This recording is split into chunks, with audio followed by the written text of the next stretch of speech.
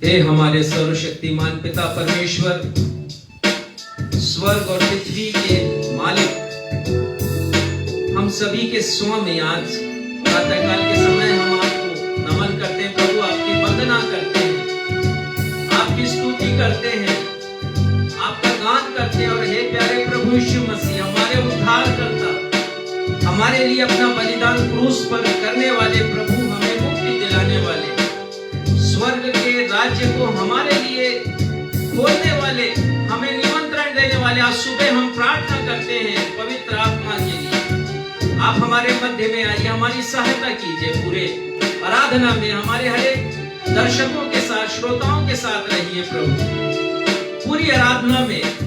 और हम ये गीत गाते हैं, मेरा दिल बने तेरा सिंहासन, मेरी आत्मा तेरा आसन। इसलिए प्रभु यीशु मसीह आप आ जाइए।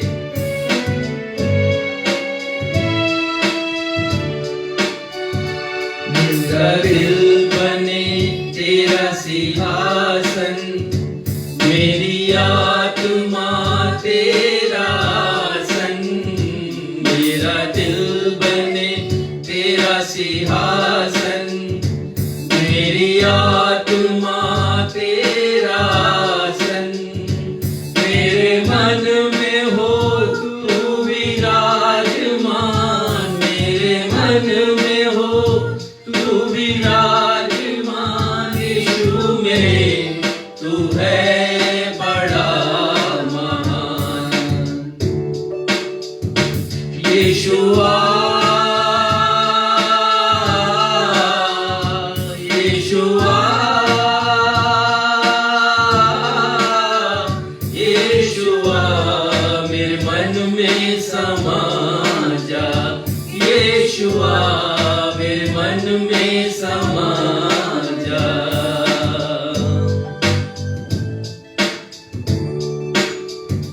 तुझे देखना मैं चाहूं, तेरे और भी करीब आऊं, तुझे देखना मैं चाहूं, तेरे और भी करीब आऊं, कितना है तू प्यारा प्रभु, कितना है तू प्यारा प्रभु, तेरी महिमा मैं सबको सुनाऊं, यीशुआ यीशुआ यीशुआ, मेरे मन में समा जा, यीशुआ मेरे मन में समा जा, यीशुआ मेरे मन में समा जा। हाँ प्रभु, हम अपने हृदय को खोलते हैं हमारे स्वामी, हमारे हृदय में आइए। Thank you Jesus. Navjeevan evangelical church की 43rd रविवारीय ऑनलाइन आराधना में मैं आकांक्षा मसीह हमारे समस्त दर्शकों का स्वागत करती हूँ। आज की आराधना में उपस्थित समस्त दर्शकों का मैं हमारे उद्धारकर्ता प्रभु यीशु मसीह के अतुल्य नाम से जय मसीह की, सलाम, शालोम, यीशु सहाय और प्रेज द लॉर्ड कहती हूँ। Praise the Lord, praise the Lord. आइए आज की आराधना हम परमेश्वर पिता, परमेश्वर पुत्र और परमेश्वर पवित्र आत्मा के नाम से प्रारंभ करें। हम सब कहें आमीन। आमीन। प्रिय भाइयों और बहनों, हमने पिछले 3 रविवार अध्ययनों के द्वारा यह अच्छी तरह सीख लिया कि वह समस्त लोग जिन्होंने प्रभु यीशु मसीह को अपना व्यक्तिगत उद्धारकर्ता मानकर ग्रहण किया है, स्वर्ग में अनंत काल के लिए निवास करेंगे। उनका रूपांतरण होगा, अर्थात उनका पार्थिव स्वरूप स्वर्गीय स्वरूप में रूपांतरित हो जाएगा। स्वर्ग में उनका रूप, उनकी पहचान उनके वस्त्र और उनका नाम महिमामयी स्वरूप में परिवर्तित हो जाएंगे। बाइबल कहती है, जिस प्रकार स्वर्ग वास्तविक है उसी प्रकार नर्क भी वास्तविक है। लेकिन बहुत से पढ़े लिखे ज्ञानवान लोग बाइबल की इस सच्चाई को नकारते हैं। वे दावा करते हैं कि स्वर्ग और नर्क धर्म मनुष्य की कल्पना मात्र है। वह यह कहते हैं कि बाइबल में नर्क की ऐसी डरावनी तस्वीर खींची गई है जिससे मनुष्य डर कर बुराई से अपने आप को दूर रखे, और स्वर्ग को ऐसी प्रशंसा की गई है कि मनुष्य स्वर्ग जाने के लोभ में एक अच्छा जीवन व्यतीत कर सके। वह कहते हैं कि वास्तविक स्वर्ग और नर्क इस पृथ्वी पर ही है, इसलिए खाओ पियो और मौज करो। आजकल बहुत से लोग इसी विचारधारा के समर्थक हैं। ऐसे विचारों से मन में अनेक प्रश्न उठते हैं। क्या वास्तव में स्वर्ग और नर्क काल्पनिक है? क्या वास्तव में मनुष्य के जीवन का अंतिम पड़ाव कब्र ही है? क्या मृत्यु के पश्चात सब कुछ समाप्त हो जाता है? क्या जिस कहानी का सुखद प्रारंभ मनुष्य के जन्म से होता है, उसका दुखद अंत मृत्यु के साथ ही हो जाता है? ऐसे ही प्रश्नों का उत्तर हमारे पासवान साहब आज आपको देने वाले हैं। वे आपसे पूछेंगे कि आप कहां जाना चाहते हैं, स्वर्ग या नर्क, हेवन और हेल। ये फैसला आपको जीते जी करना है। राजा दाऊद लिखते हैं भजन संहिता अध्याय 30 और उसके 9 पद पर, जब मैं कब्र में चला जाऊंगा तब मेरे लहू से क्या लाभ होगा? क्या मृत्यु देह तेरा धन्यवाद कर सकती है? क्या वह तेरी सच्चाई का प्रचार कर सकती है? प्रियो, बाइबल कहती है मनुष्य का जीवन छोटा है और मनुष्य के जीवन का समय बहुत शीघ्र व्यतीत हो जाता है। इसलिए हम अवसर को बहुमूल्य समझकर आज ही फैसला करें। इसी भाव को लिए हुए आइए हमें गीत गाएं, जिसके शब्द हैं, जीवन जो जाए वापस ना आए, करके दिखा दे कोई काम रे।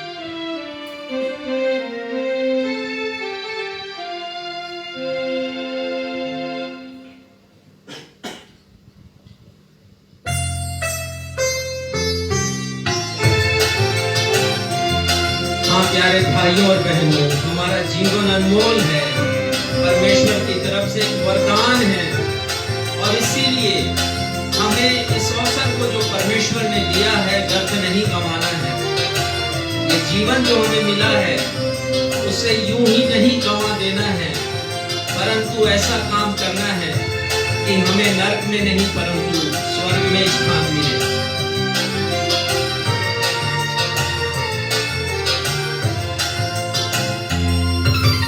जीवन जो जाए वापस ना आए, करके दिखा दे कोई काम रे। जीवन जो जाए वापस ना आए, करके दिखा दे कोई काम रे।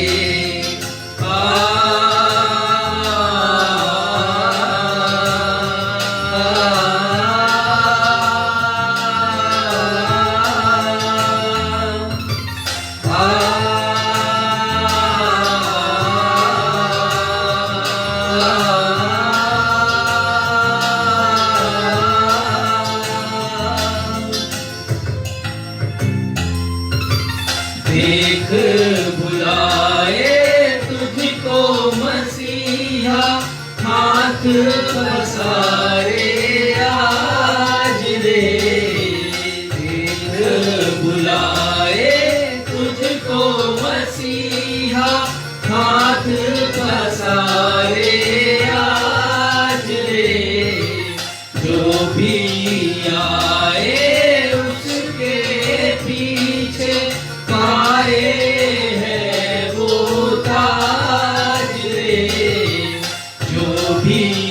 आए उसके पीछे पाए हैं वो ताज रे। क्रूस उठा ले हिम्मत बढ़ा ले मंजिल लगेगी तेरे हाथ रे। आमीन। क्रूस उठा ले हिम्मत बढ़ा ले मंजिल लगेगी तेरे। और मंजिल तो स्वर्ग ही है।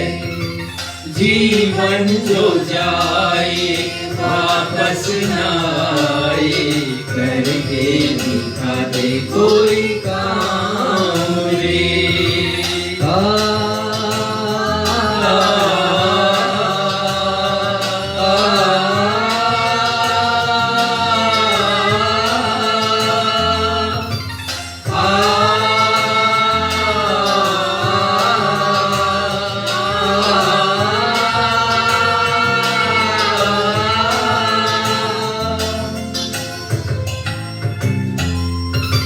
रात अंधेरी फिर घिर आई दिन में कर ले काम रे। रात अंधेरी फिर घिर आई दिन में कर ले काम रे। दिन भर बिताया बेकार मूरख गिर आई है अब शाम रे। दिन भर बिताया बेकार मूरख गिर आई है अब शाम रे। अब भी संभल जा दुख से निकल जा लेकर यीशु का अब नाम रे। अब भी संभल जा दुख से निकल जा लेकर यीशु का अब नाम रे। जीवन जो जाए वापस न आए करके दिखा दे कोई काम रे। जीवन जो जाए वापस न आए करके दिखा दे कोई काम रे। करके दिखा दे कोई काम रे। करके दिखा दे कोई काम रे। हम इसी स्थिति में खड़े रहेंगे और उत्तरवादी पाठ के लिए हम निकाल लेंगे भजन संहिता अध्याय 49 उसके पद 1 से लेकर 20 तक, जिसे पढ़ने में अगुवाई सक्षम मसीह करेंगे। भजन संहिता 49 पद 1 से लेकर 20 तक।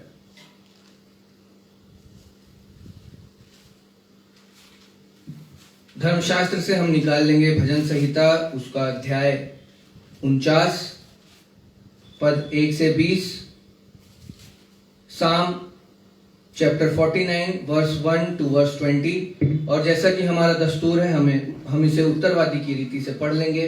अंतिम पद को हम सब साथ में मिलकर के पढ़ लेंगे। भजन संहिता 49।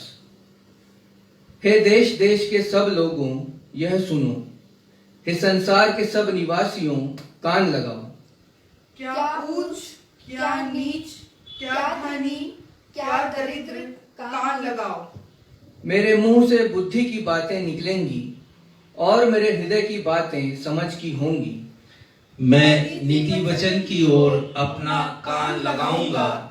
मैं वीणा बजाते हुए अपनी गुप्त बात प्रकाशित करूंगा।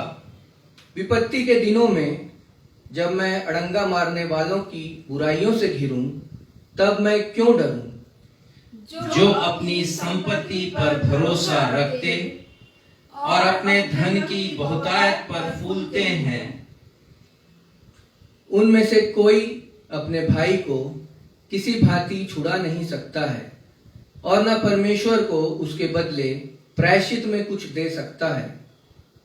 कि उनके प्राण की छुड़ौती भारी है, वह अंत तक कभी नहीं चुका सकेंगे। कोई ऐसा नहीं जो सदैव जीवित रहे, और कब्र को न देखे, क्योंकि देखने में आता है कि बुद्धिमान भी मरते हैं और मूर्ख और पशु सरीखे मनुष्य भी दोनों नाश होते हैं और अपनी संपत्ति औरों के लिए छोड़ जाते हैं। वे मन ही मन यह सोचते हैं कि उनका घर सदा स्थिर रहेगा और उनके निवास पीढ़ी से पीढ़ी तक बने रहेंगे, इसलिए वे अपनी अपनी भूमि का नाम अपने अपने नाम पर रखते हैं। परंतु मनुष्य प्रतिष्ठा पाकर भी स्थिर नहीं रहता, वह पशुओं के समान होता है जो मर मिटते हैं। उनकी यह चाल उनकी मूर्खता है, तो भी उनके बाद लोग उनकी बातों से प्रसन्न होते हैं। वे अधोलोक की मानो भेड़ बकरियां ठहराए गए हैं, मृत्यु उनका गड़रिया ठहरी और भोर को सीधे लोग उन पर प्रभुता करेंगे और उनका सुंदर रूप अधोलोक का कौर हो जाएगा और उनका कोई आधार नहीं रहेगा। परंतु परमेश्वर मेरे प्राण को अधोलोक के वश से छुड़ा लेगा, क्योंकि वही मुझे ग्रहण कर अपनाएगा। जब कोई धनी हो जाए और उसके घर का वैभव बढ़ जाए, तब तू भय ना खाना, क्योंकि वह मरकर कुछ भी साथ न ले जाएगा, न उसका वैभव उसके साथ कब्र में जाएगा। चाहे वह जीते जी अपने आप को धन्य कहता रहे, जब तू अपनी भलाई करता है तब ये लोग तेरी प्रशंसा करते हैं। तो भी वह अपने पुरखाओं के समाज में मिलाया जाएगा, जो कभी उजियाला न देखेंगे। मनुष्य चाहे प्रतिष्ठित भी हो, परंतु यदि वे समझ नहीं रखते तो वे पशुओं के समान हैं जो मर मिटते हैं। ये परमेश्वर का जीवित और सच्चा वचन है। परमेश्वर पिता अपने इस वचन के पढ़े और सुने जाने पे अपनी बहुत आयत की आशीष प्रदान करें। हम सब कहें आमीन। आमीन।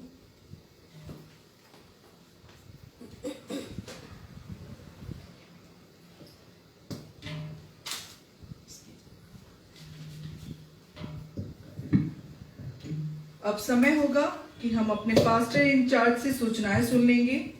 सूचनाओं के पश्चात वे मध्यस्थता की प्रार्थना में अगुवाई करेंगे। यदि आप लोगों के पास प्रार्थना निवेदन है तो तत्काल फेसबुक के कमेंट बॉक्स पर लिखकर भेज दें, हम आपके लिए प्रार्थना करेंगे।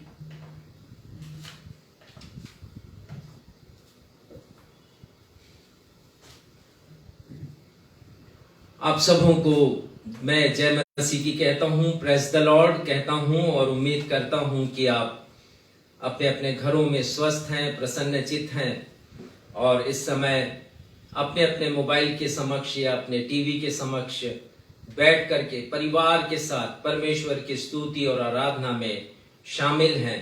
मैं धन्यवाद देता हूं आप सभी को, आप सभी की लाइकिंग्स के लिए जो बहुत संख्या में हमें मिलती है, आप सभी के कमेंट्स के लिए जिससे हमें बहुत प्रोत्साहन मिलता है। आपकी प्रतिक्रियाओं के द्वारा हमें बड़ा बल मिलता है, हिम्मत मिलती है, साहस मिलता है और एक ऐसी ऊर्जा मिलती है, आत्मिक ऊर्जा की हम वचन को और भी गहराई के साथ प्रस्तुत करें, अपने गीतों को और भी अच्छी तरह आपके साथ प्रस्तुत करें और परमेश्वर के वचन को जो पढ़े जाते हैं, आप ध्यान दीजिएगा हमारी कलीसिया में 4 स्थल लिए जाते हैं प्रति रविवार। एक तो हम उत्तरवादी की रीति से पढ़ते हैं ताकि अधिक से अधिक आपके मन में परमेश्वर का वचन बैठ जाए और फिर हम एक पाठ पुराने नियम से करते हैं जो कि संदेश से जुड़ा हुआ होता है और उसी प्रकार नए नियम की पत्रियों से हम एक पाठ लेते हैं जो संदेश से जुड़ा रहता है और फिर अंत में हम सुसमाचार का पाठ पढ़ते हैं। इतने सारे अध्ययन हम इसलिए करते हैं, इन स्थलों को इसलिए हम पढ़ते हैं और हम आपके सामने रखते हैं कि अधिक से अधिक आप अपना ध्यान परमेश्वर के वचन की तरफ लगाएं और साथ ही साथ यदि परमेश्वर का वचन आपसे इस दरमियान बातें करता है तो जरूर पेन रखें, हाइलाइटर रखें और जो चीजें आपको बहुत अच्छी लगती हैं उसे हाईलाइट करें या उसे अंडरलाइन करें। परमेश्वर पिता आपकी बहुत बहुत सहायता करेंगे। साथ ही हमने एक और काम प्रारंभ किया है कि जब हम संदेश देते हैं उस समय सक्षम आप सभी के सामने फेसबुक वॉल पर वो पद पोस्ट करते हैं, स्थल के साथ साथ हिंदी में भी और अंग्रेजी में भी। हम आपसे विनय करते हैं कि आप ध्यान दें उन पदों की तरफ, और बाद में भी जब आपको समय मिलता है, जब आप YouTube पर या Facebook पर उसे रिपीट करते हैं उस वीडियो को या उस संदेश को, या फिर आप पहली बार देखते हैं, तो आप ध्यान दे सकें कि वचन आपके हृदय से क्या बातें कर रहा है, क्योंकि ये जीवित वचन है, ये परमेश्वर का वचन है।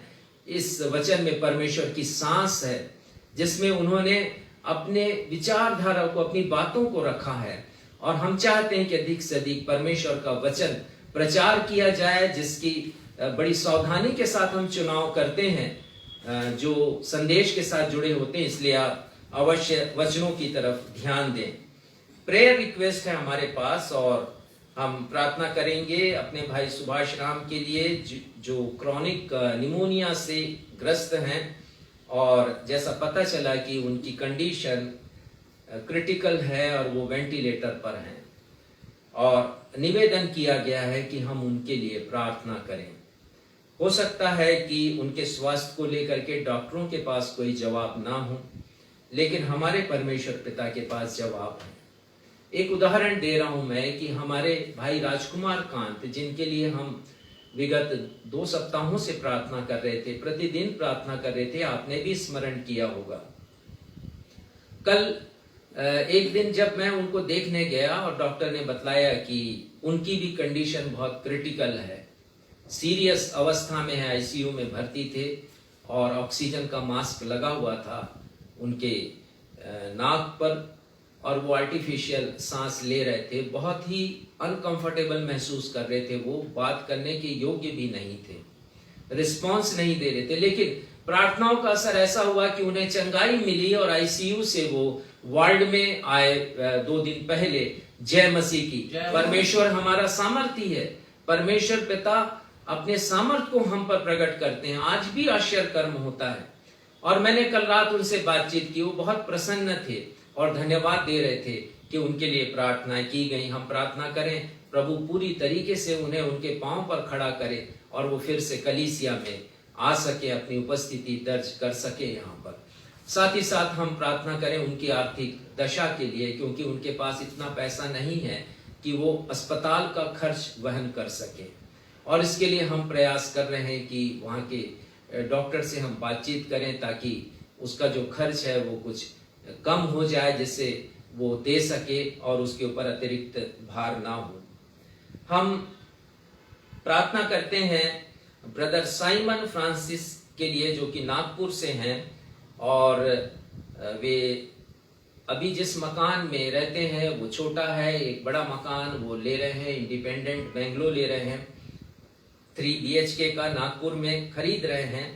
परमेश्वर पिता उनकी सहायता करें। उन्होंने निवेदन किया कि हर एक आर्थिक जरूरतें पूरी हों, और जितनी भी फॉर्मेलिटीज हैं, औपचारिकताएं हैं, वे भी समय पर पूरी हो सके। साथ ही वो उस समय से अस्वस्थ हैं, और उन्होंने अच्छे स्वास्थ्य के लिए निवेदन किया। हम उनके लिए प्रार्थना करते हैं। प्रार्थना करते हैं भाई गोपी चंद ढोंगरे के लिए, ये भी महाराष्ट्र में हैं। पिता की मृत्यु के पश्चात आर्थिक परेशानी से ये जूझ रहे हैं। परमेश्वर पिता इनकी सहायता करे। खासकर हम जानते हैं कोरोना काल में बहुत से लोग आर्थिक समस्याओं से ग्रसित हैं। नौकरी नहीं है, नौकरी है तो आधी तनख्वाह मिल रही है, कहीं पर तनख्वाह ही नहीं मिल रही है। यदि रोजगार है, बिजनेस है, यदि कोई तो बिजनेस भी बंद है या चल नहीं रहा है ठीक से। हम प्रार्थना करें ऐसे हर एक लोगों के लिए, और विशेषकर भाई गोपी चंद ढोंगरे के लिए, जिनके घर के ऊपर आर्थिक समस्या है। परमेश्वर उनकी समस्या को दूर करें। बहन रोशना भूरे के दोनों पुत्र स्वास्थ्य की दृष्टि से कमजोर हैं। उम्र के हिसाब से वे इतने सामर्थ्य नहीं बने हैं, शक्ति नहीं है उनके शरीर में। हम प्रार्थना करें कि दोनों बच्चों की निर्बलता दूर हो। हम प्रार्थना करें देवर बोर्ड कलीसिया की बहन प्रमीला के लिए, जो मां बनने वाली हैं। उनके सुरक्षित प्रसव के लिए हम प्रार्थना करते हैं। परमेश्वर पिता सहायता करें कि उनकी नॉर्मल डिलीवरी हो सके।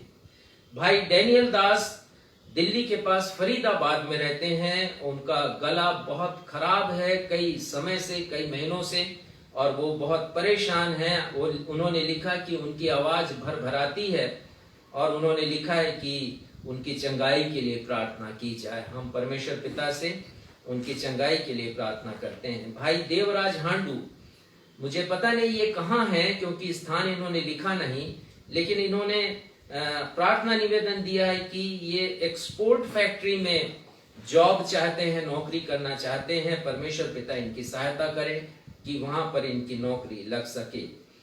भाई राजा पात्रे, उम्र 24 वर्ष, इनकी मां मुझसे मिली थी। मैं 2 दिन पहले जीसस कॉल्स की एक सभा में था बिलासपुर में, और प्रचार करने के बाद उसकी मां मेरे पास आई कि मैं प्रार्थना करूं, और उन्होंने अपने लिए नहीं कराया, अपने बेटे के लिए कराया जिसका नाम राजा पात्रे है, जो शराबी है। कम उम्र में गलत संगति में, गलत दोस्तों के साथ वो रहता है।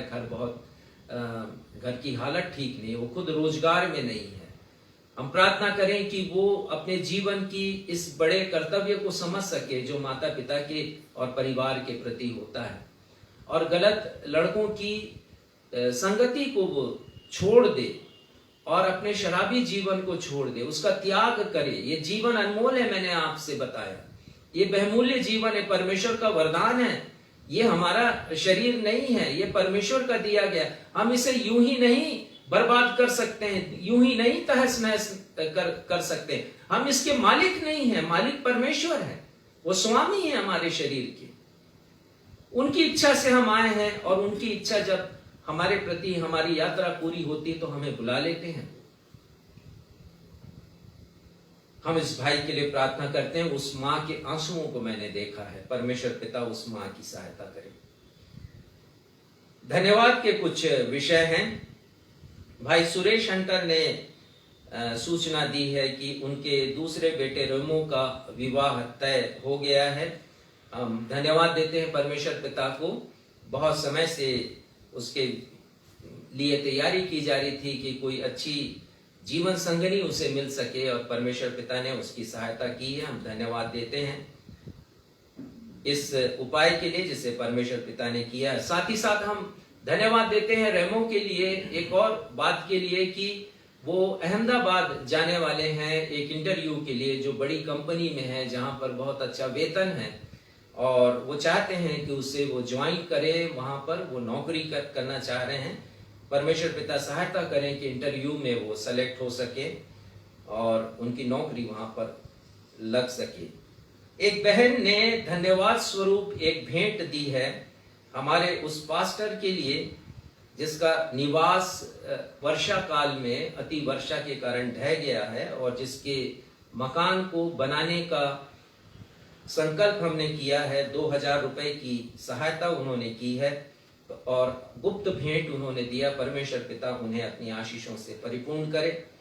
उसी प्रकार क्वारंटाइन प्रेयर ग्रुप, एक प्रेयर ग्रुप है स्काइप के ऊपर। मैं 2 सभाएं लेता हूं, एक बुधवार को और एक रविवार की शाम को, और जिसमें अनेक परिवार जुड़ते हैं, और मैं बाइबल स्टडी लेता हूं। उन्होंने भी हमारी जरूरत को समझते हुए 3000 रुपए की भेंट हमें प्रदान की है। परमेश्वर पिता इस क्वारंटाइन प्रेयर ग्रुप के हर एक लोगों को अपनी आशीषों से परिपूर्ण करे, उनकी हर एक जरूरत को पूरा करे, क्योंकि यदि हम दूसरों की जरूरतों को पूरा करते हैं तो परमेश्वर आपसे हमारी हर एक आवश्यकताओं की पूर्ति करते हैं, अपने अगम्य भंडार से हमें वो प्रदान करते हैं।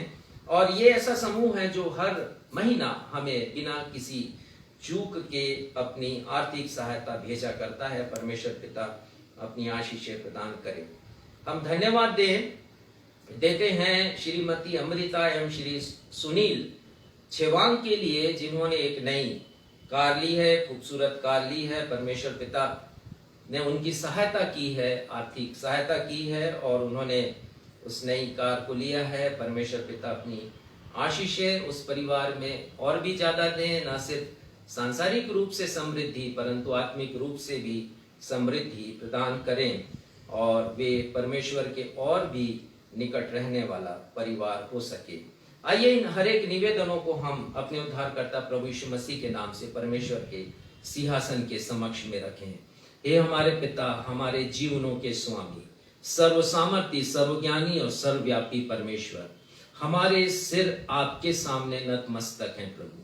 हम नमन करते हैं आपको, दंडवत करते हैं हमारे स्वामी, क्योंकि आप सर्वथा इसके योग्य परमेश्वर हैं।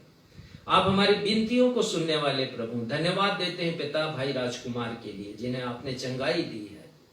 हम धन्यवाद देते हैं आश्चर्यजनक तरीके से पिता, उन्हें उनके बिस्तर से आपने जुदा किया है, उनके पांव पर खड़ा किया है प्रभु।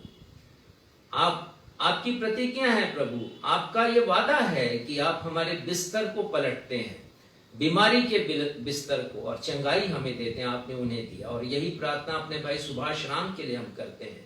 निवेदन करते हैं पिता कि उन्हें फिर से एक नई जिंदगी दे दें आप, एक नई जिंदगी जिसका उपयोग वो आपके नाम की महिमा के लिए करते रहें, एक बड़ी गवाही बन सके पिता, हर जगह बता सके कि प्रभु ने मेरे जीवन में कितने बड़े बड़े काम किए हैं।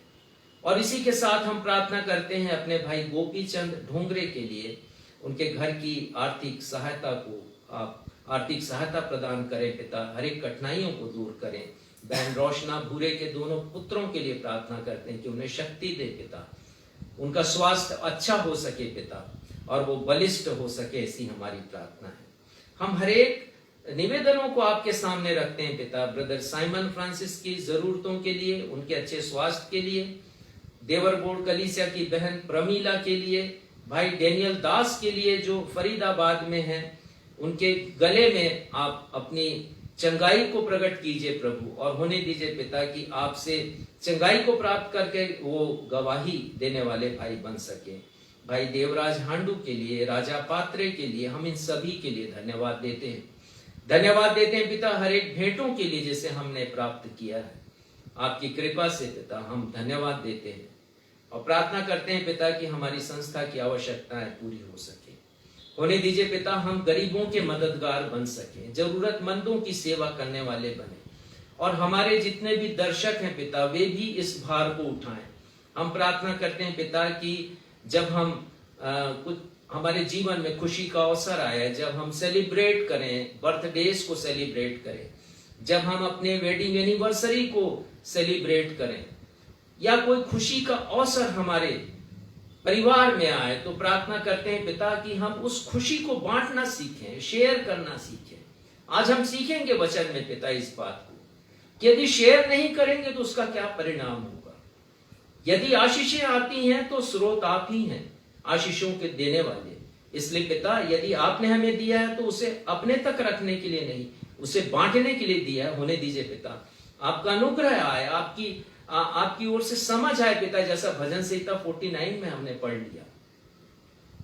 हमारे लिए चेतावनी है वो, और हम सीखें पिता इस बात को। हम धन्यवाद देते हैं हमारे स्वामी, आप विनतियों को सुनने वाले प्रभु हैं, और इन सभी विनतियों को मैं अपने उद्धारकर्ता प्रभु यीशु मसीह के अद्वितीय नाम में आपके सिंहासन के समक्ष रखता हूं पिता, इसलिए कि आप उत्तर देने वाले प्रभु, हमारी पुकार को, हमारे रुदन को, आंसुओं को देखने वाले प्रभु, हमारी पुकार को सुनने वाले प्रभु। इसलिए पिता हम इन सारे निवेदनों को रखते हुए अपने उद्धारकर्ता यीशु मसीह के ही नाम से इस निवेदन को मांग लेते हैं। सुनिए और कबूल कीजिए, आमीन।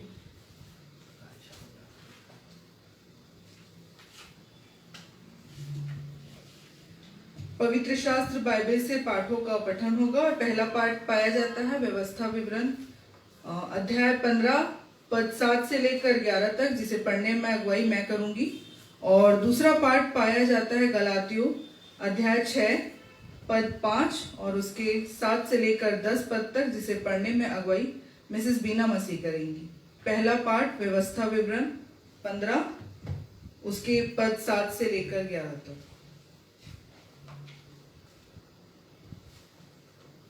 जो देश तेरा परमेश्वर यहोवा तुझे देता है, उसके किसी फाटक के भीतर यदि तेरे भाइयों में से कोई तेरे पास दरिद्र हो, तो अपने उस दरिद्र भाई के लिए ना तो अपना हृदय कठोर करना और ना अपनी मुट्ठी कड़ी करना। जिस वस्तु की घटी उसको हो, उसकी जितनी आवश्यकता हो उतना अवश्य अपना हाथ ढीला करके उसको उधार देना।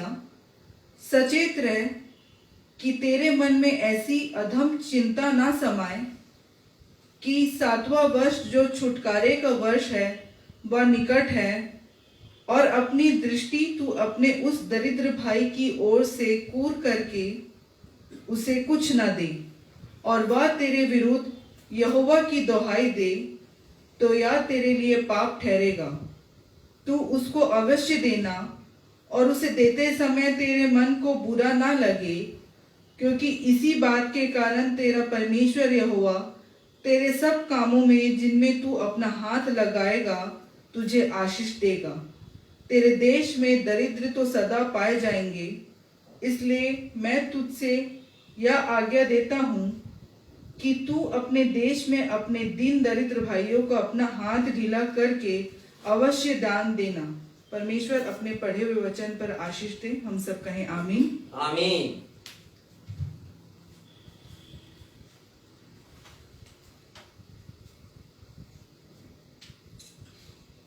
आप सबों को हमारे उद्धारकर्ता प्रभु यीशु मसीह में जय मसीह की।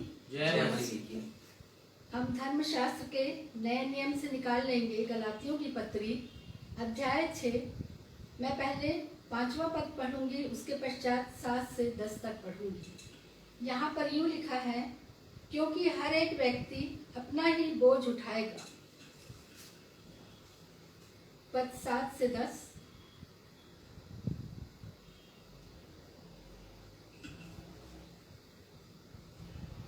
धोखा न खाओ, परमेश्वर ठट्ठों में नहीं उड़ाया जाता, क्योंकि मनुष्य जो कुछ बोता है वही काटेगा। क्योंकि जो अपने शरीर के लिए बोता है वह शरीर के द्वारा विनाश की कटनी काटेगा और अनंत जीवन पड़ेगा। क्योंकि यदि हम ढीले न हों तो ठीक समय पर कटनी काटेंगे। इसलिए जहाँ तक अवसर मिले हम सबके साथ भलाई करें, विशेष करके विनाशी भाइयों के साथ, विश्वासी भाइयों के साथ। परमेश्वर का सत्य वचन है। परमेश्वर इसके पढ़े सुने जाने पर हम सबों को आशीष प्रदान करें। हम सब कहें आमीन। आमीन। सुसमाचार पाठ के लिए हम निकाल लेंगे लूका रचित सुसमाचार अध्याय 16 पद 19 से लेकर 31 तक, जिसे पढ़ने में अगुवाई रेवरेंड राजेश मसीह करेंगे। लूका 16 पद 19 से 31 तक।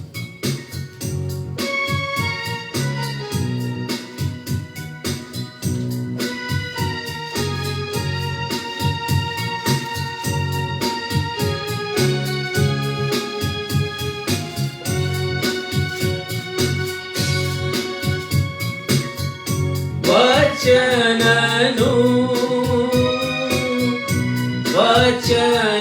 को मंगल सुसमाचार।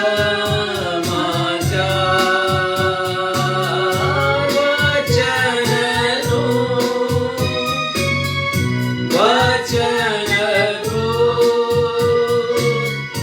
मंगल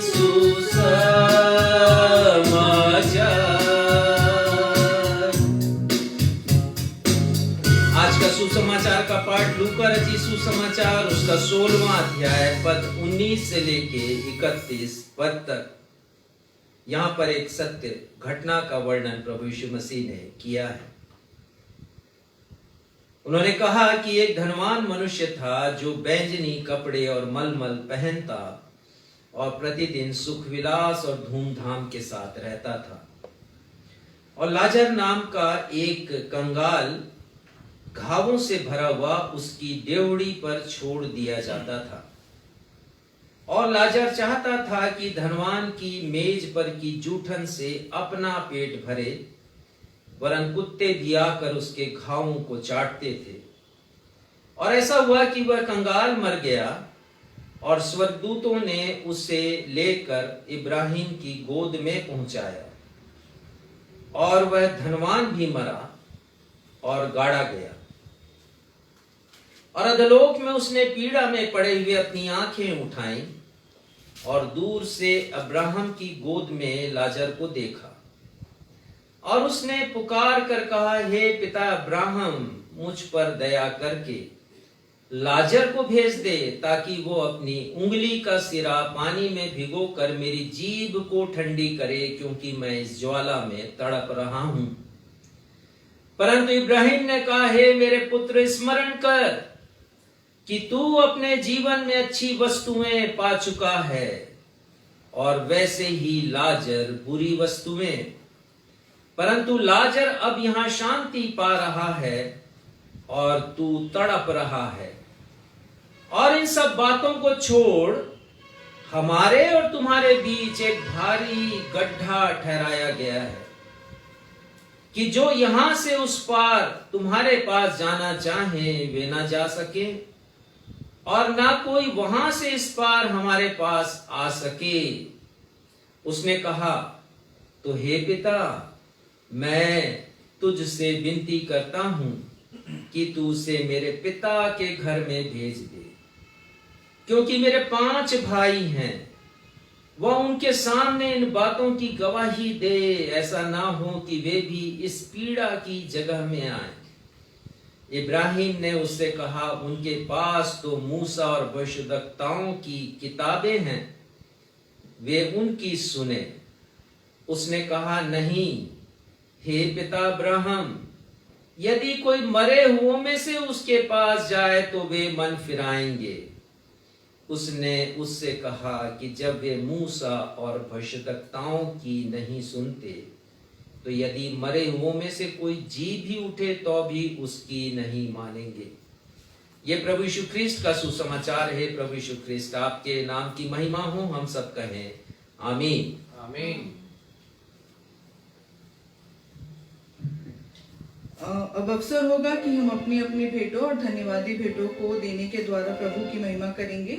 इस समय हम सब मिलकर एक गीत गा लेंगे, एक जाना पहचाना गीत जिसके शब्द हैं, हृदय भेंट चढ़ाए प्रभु को स्तुति प्रशंसा करें हम सब भक्त जन मिलकर।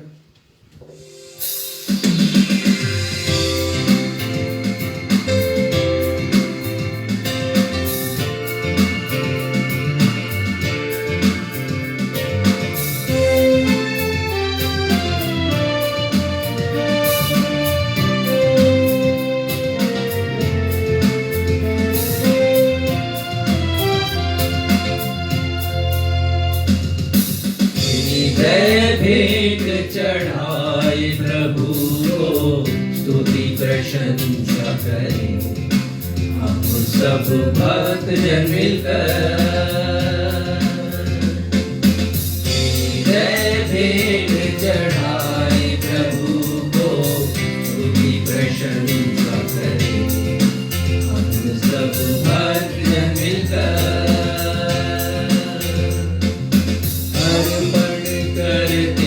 तुझको आत्मा प्राण देह भी अर्पण करते हैं तुझको, आत्मा प्राण देह भी। रक्षा करो प्रभु इस जीवन की, रक्षा करो प्रभु इस जीवन की, विनती हमारी यही। भेंट चढ़ाए प्रभु को स्तुति प्रशंसा करें हम सब भक्त जन मिलकर। भेंटों के लिए धन्यवाद की प्रार्थना पास्टर रेवरेंड राजेश मसीह करेंगे।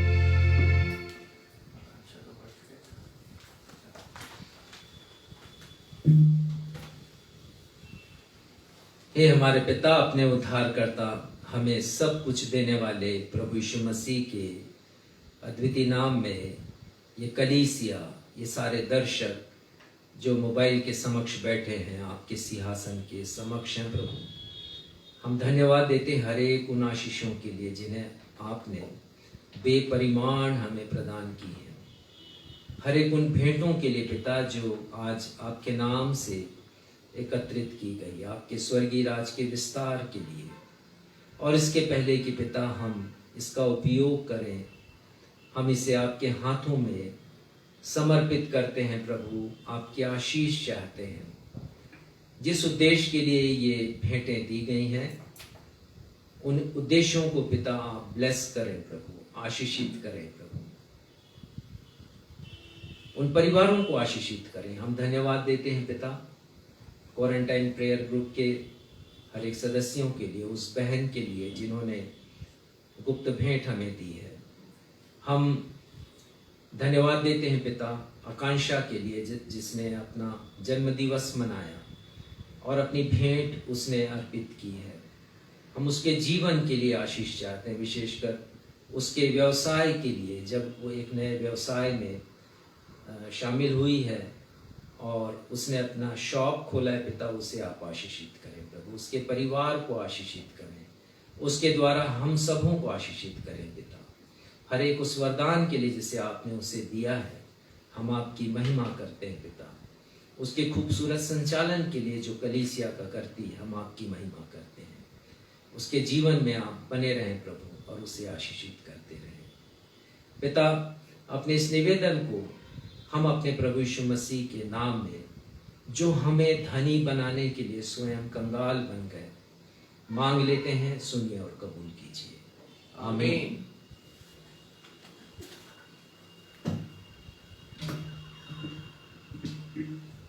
हम संदेश में जाने से पहले हम एक गीत गा लेंगे। तेरे दिल के द्वार पर यीशु खटखटाता, खोलो तुम दरवाजा, वो है आना चाहता। यह मसीह गीत संग्रह किताब में 609 नंबर का गीत है।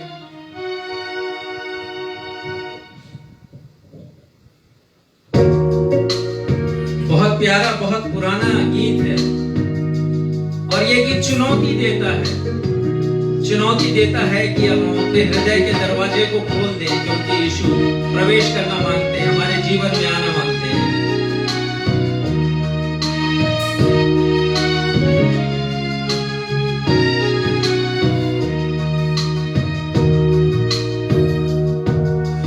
तेरे दिल के द्वार पर यीशु खटखटाता, खोलो तुम दरवाजा, वो है आना चाहता।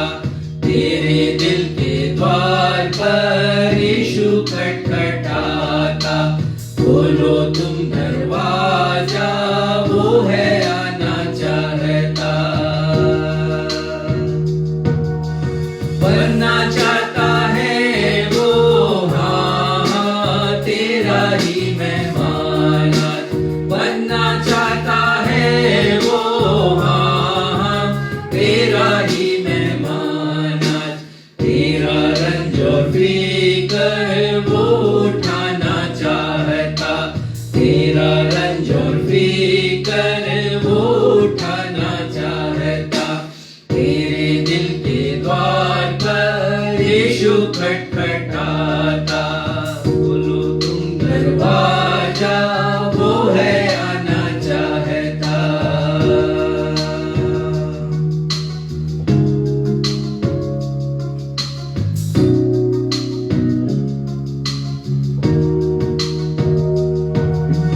यीशु प्यारो कहता, हाँ कीमती वक्त है जा, ये सच है। यीशु प्यारो कहता, हाँ कीमती वक्त है जाता। वक्त गया जो प्यारो वापस फिर ना आता। वक्त गया जो प्यारो वापस फिर ना आता। तेरे दिल के द्वार पर यीशु खटखटाता, खोलो तुम दरवाजा, वो है आना चाहता।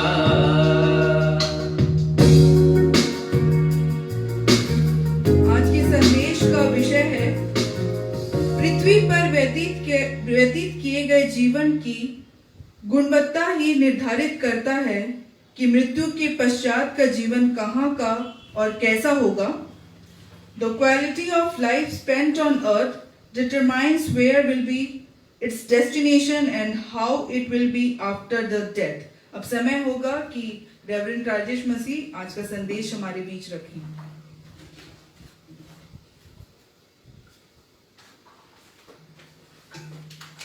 थैंक यू आकांक्षा बेटी, आपके अच्छे संचालन के लिए। परमेश्वर पिता आशीष दे आपके हर एक विचारों के लिए, आपको ब्लेस करें। मेरे हाथ में कल के अखबार की एक कटिंग है, एक कतरन है, और इसमें एक समाचार है जिसने मुझे झिंझोड़ कर रख दिया। और समाचार यह है कि एक 18 वर्ष के युवा ने, जो 12वीं कक्षा का छात्र था, फांसी लगाकर उसने आत्महत्या कर ली। फांसी आजकल चौंकाने वाली बात नहीं है, परंतु जिस बात से मैं चौंका हूं वो यह है कि उस लड़के ने आत्महत्या करने के पहले एक चित्र बनाया है। संभव होता तो मैं इसे आपको दिखा भी सकता था। अखबार ने वो चित्र भी छापा है जिसे उसने आत्महत्या करने के पूर्व बनाया, और उस चित्र के द्वारा वो ये बता रहा है कि कैसे उसने फांसी के फंदे को अपने गले में डाला है। मैं चौंक गया कि कोई इस प्रकार से, यदि आप देख सकते होंगे तो देख लीजिए, अब शायद संभव हो सक रहा है। तो मैं आश्चर्यचकित हुआ, पहली बात इसलिए कि उसने एक चित्र बनाया और वो सोच रहा है कि वो कितना साहसी लड़का है, और वो एक अच्छा कलाकार था, बहुत अच्छी तस्वीर उसने बनाई है। दूसरी बात जिससे मैं आश्चर्यचकित हुआ वो यह है कि उसने उस चित्र के एक और, मृत्यु जीवन का अंतिम लक्ष्य है, चित्र के साइड में उसने ये लिखा है, और लिखा है कि इसलिए मैं फांसी लगा रहा हूं, उस लक्ष्य को मैं पा रहा हूं। मृत्यु जीवन का अंतिम लक्ष्य है। और फिर आगे लिखा है, मेरी मां मुझे माफ कर देना, आई एम सॉरी मॉम। उस युवा लड़के का नाम सुखदेव है। अपने नाम को चरितार्थ नहीं कर सका वो बच्चा, ना स्वयं के जीवन को सुखमय बना सका और ना अपनी प्यारी माता के जीवन को सुख दे सका। इस संसार में बहुत से लोग लक्ष्यहीन जीवन व्यतीत कर रहे हैं, जिनमें से सुखदेव का जीवन भी ऐसा ही। कोई लक्ष्य नहीं है जीवन का। मृत्यु जीवन का अंतिम लक्ष्य नहीं है कि उस लक्ष्य को पाने के लिए कोई जानबूझ करके फांसी के फंदे को अपने गले में डाल ले और मर जाए। मृत्यु स्वाभाविक है, मृत्यु अवश्यंभावी है। आप नहीं भी चाहेंगे तो मृत्यु आने वाली है, आप बच नहीं सकते मृत्यु से। बाइबल कहती है, आज हमने पढ़ लिया उत्तरवादी की रीति से, भजन संहिता 49 और उसके 9 वर्ष में 49 अध्याय के 9वां पद, वहां लिखा है, ऐसा कोई नहीं जो सदैव जीवित रहे और कब्र को ना देखे। ऐसा कोई भी नहीं है इस संसार में। जब इस भजन को लिखा गया तब से आज तक 3000 वर्ष हो गए, लेकिन सच्चाई आज भी मौजूद है। कोई भी ऐसा व्यक्ति नहीं है जो सदैव जीवित रहे। और भजन संहिता 89:48 में लिखा है, भजन संहिता 89 उसके 48 पद में, ऐसा कोई मनुष्य नहीं जिसका प्राण पर वश चले।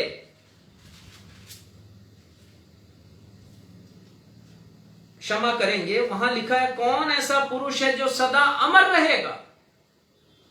इस भजन में लिखा है, भजन संहिता 49 उसके 48 में, 89 और उसके 48वें पद में, कोई ऐसा व्यक्ति नहीं जो इस संसार में अमर रहे। ऐसी कोई संजीवनी नहीं है संसार में जो मनुष्य को अमर बना दे।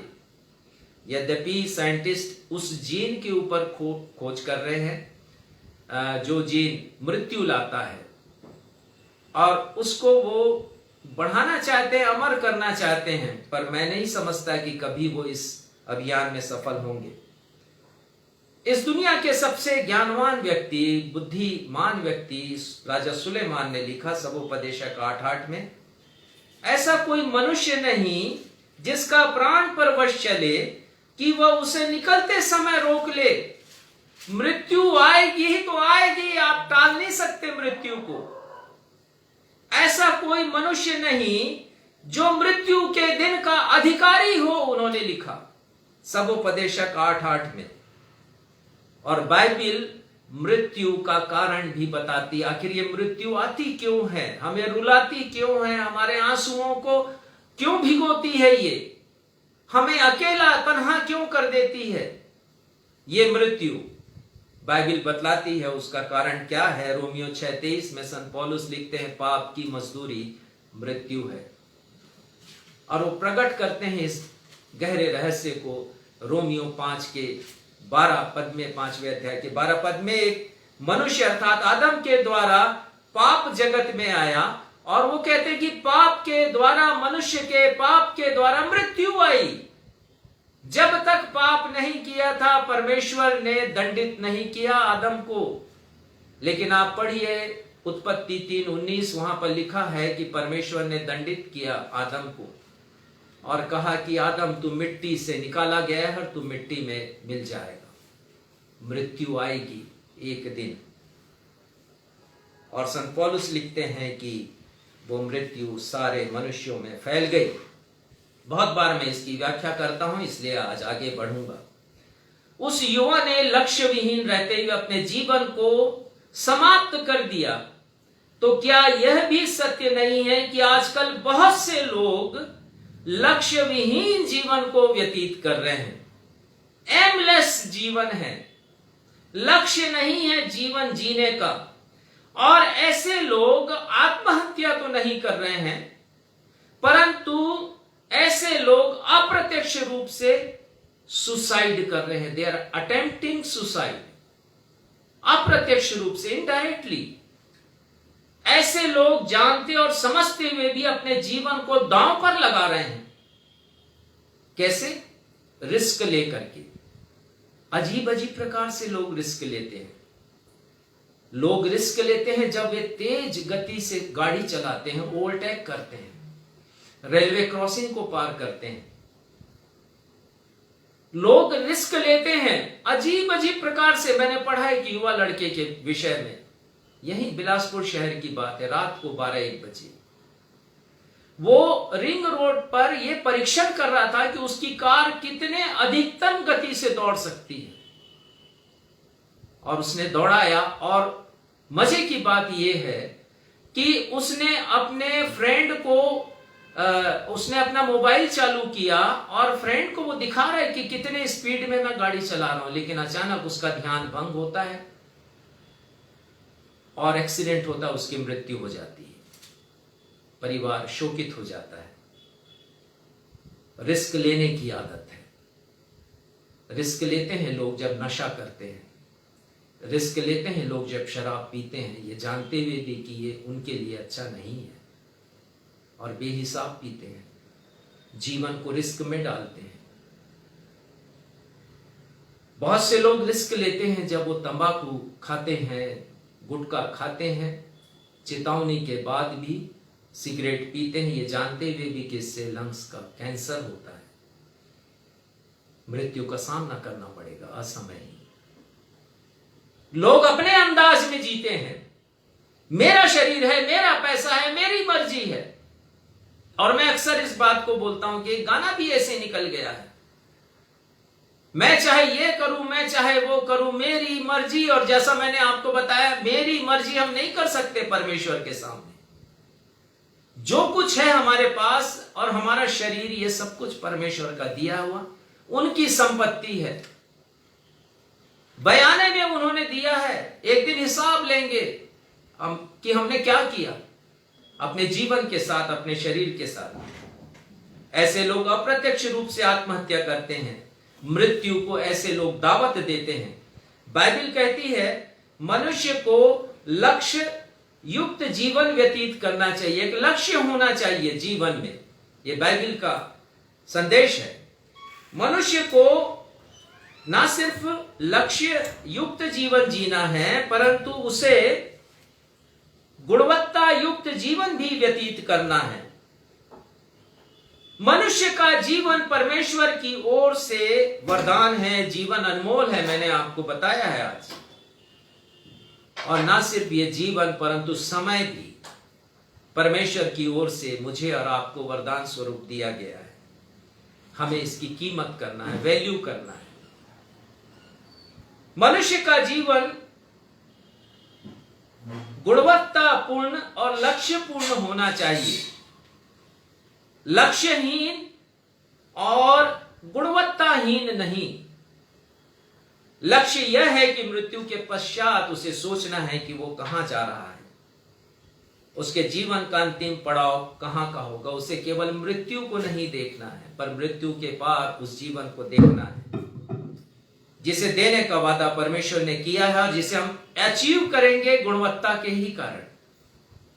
प्रभु यीशु मसीह ने कहा, जिन्होंने भलाई की है वे जीवन के पुनरुत्थान के लिए जी उठेंगे, लेकिन जिन्होंने बुराई की है, दुष्टता की है, कैसा जीवन व्यतीत कर रहे हैं। और आज के आराधना की संचालिका हमारी बेटी आकांक्षा ने बताया कि पिछले 3 रविवारों से हम स्वर्गीय जीवन के ऊपर विचार कर रहे हैं। उन संदेशों के माध्यम से हमने सीखा है, पहली बात कि स्वर्ग वास्तविक है और हमारे हृदय में दाऊद के समान यह निश्चय होना चाहिए कि मृत्यु के पश्चात हम परमेश्वर के निवास स्थान में हमेशा हमेशा के लिए रहेंगे। और उसके बाद हमने यह सीखा कि जिस प्रकार प्रभु यीशु मसीह का महिमामय रूपांतरण हुआ, वैसे मेरा और आपका भी रूपांतरण होगा यदि हम विश्वास करते हैं तो। और फिर पिछले रविवार को हमने सीखा कि हमारा जब स्वर्गीय रूपांतरण होगा तो परमेश्वर पिता हमें महिमामयी देह देंगे, महिमामयी वस्त्र देंगे, महिमामयी पहचान देंगे और महिमामयी नाम भी वो हमें देंगे। लेकिन बहुत से ज्ञानवान लोग हैं, बुद्धिजीवी लोग हैं, आस्तिक लोग हैं, वो नकारते हैं बाइबल की सच्चाइयों को, स्वर्ग के अस्तित्व को, नरक के अस्तित्व को। और वे कहते हैं कि स्वर्ग और नरक धर्म भीरू लोगों के जीवन की कल्पना मात्र है। ये धर्म भीरू लोगों का काम है। वे लोग जो कि धर्म से जुड़े हुए लोग होते हैं, धार्मिक क्रियाकर्म को करने वाले जो लोग हैं, उनकी कल्पनाओं की उपज है ये स्वर्ग और नरक। वे कहते हैं कि बाइबल में स्वर्ग की तस्वीर को बढ़ा चढ़ाकर प्रस्तुत किया गया है और स्वर्ग को बहुत ही सुंदर और बहुत ही सुखदायक बताया गया है। वो कहते हैं कि उसी प्रकार नरक को भी बहुत बढ़ा चढ़ा करके बताया गया, नरक के विषय में कि कितना गंदा है वो, कितना डरावना है, कितना दर्द है वहां पर, कितनी पीड़ा है वहां पर, आग की ज्वाला है वहां पर। और वो कहते हैं कि स्वर्ग और नरक इसी पृथ्वी पर है, क्योंकि मृत्यु के पश्चात कोई भी जीवन नहीं, मृत्यु के पश्चात ना स्वर्ग है और ना नरक है। और एक दार्शनिक हुए एपिक्यूरस, प्रभु यीशु मसीह के जन्म के 300 वर्ष पहले ग्रीक देश में, और उन्होंने एक दर्शन लिखा सभी लोगों के लिए।